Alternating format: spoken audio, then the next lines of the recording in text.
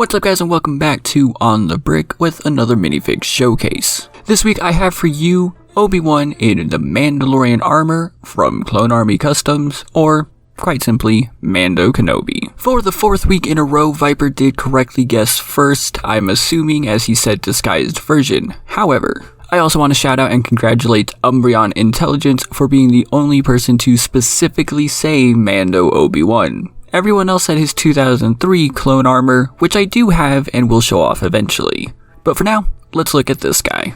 If I'm not mistaken, we see Obi-Wan in this armor during the episode entitled The Lawless. This is the 16th episode of the 5th season of the Clone Wars and is widely considered to be one of the better episodes.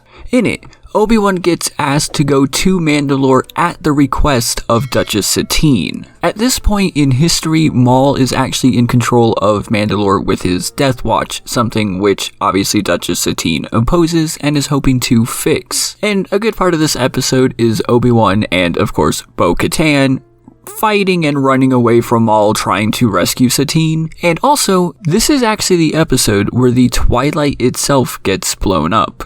Yeah, I didn't realize this is how long that thing lasted. Anyway, I don't want to spoil too much here, but I will say that there is one of the best shots of the entire series in this episode as Obi-Wan opens a door to reveal the entire planet is engulfed in civil war. Seriously, if you haven't seen this yet for any reason, I would highly encourage you to go and watch it. I left out a lot because it's definitely an episode that should be watched and not explained. If you've watched my channel before, and I've said this literally every time, I love Mandalorians, and I actually really like the Clone Army Custom version of them as well.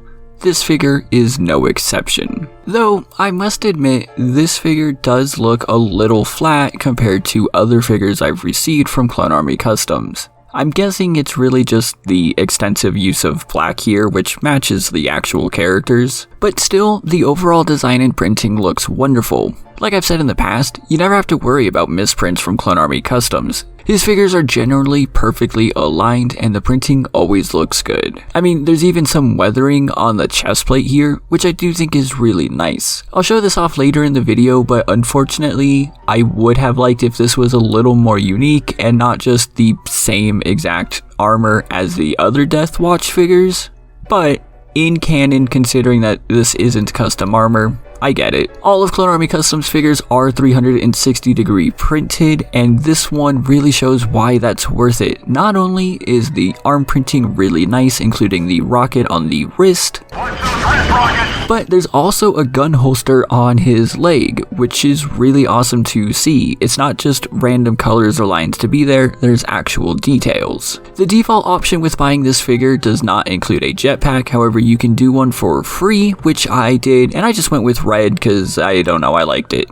However, if you remove the jetpack, there is still printing back here that's basically begging you to put a jetpack on, so I would recommend taking the free option and getting one. Ye who like LEGO helmets, beware, because here is a close-up of Clone Army Customs Mandalorian helmet, which a lot of you really don't like for some reason, and I just love. Now, this particular helmet is actually unique to the figure. It is not one that you get with other Death Watch figures, and again, I'll show that in just one second, and I just love the design on this thing. It's still able to show that it is from Death Watch, while at the same time standing out. When I have this amongst my Death Watch figures, it's pretty easy to pick out and know exactly who this is. But of course, this is Obi-Wan, so I did go ahead and spend the extra $150 to get the flesh head. I know this isn't really like the best representation of Obi-Wan, however, it's the best option that Clone Army Customs includes. There is a bearded option, but it's Clone Army Customs clone bearded option, which is only like half the face, and in my opinion, really doesn't look good, so I just went with this instead. And like I said, this is 99% the same as the other Death Watch figures. You can see here that the bodies, the legs are all the same, and it's really just the helmets that are different. And again, when it comes to something like this,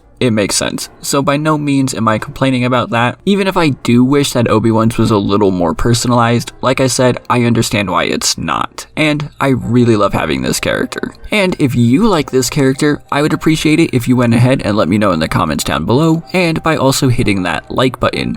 If you haven't subscribed yet, that would really help out a lot too. Or you could always consider checking me out on Instagram, Discord, and on my Patreon, where you can join all these wonderful people on screen. If you didn't see the end of Friday's video, you should probably see the end of Friday's video to know why you should sign up for Patreon and get awesome shoutouts like Jonathan and Project Elements. Next week, we're going back to clones, and we're going to be looking at a newer figure that Clone Army Customs made. I think he had like 331 before this guy, and this particular trooper type has a little bit of weight to him. Remember, this is a very specific trooper type, not a specific trooper. Thank you all so much for watching, and I will see you next time.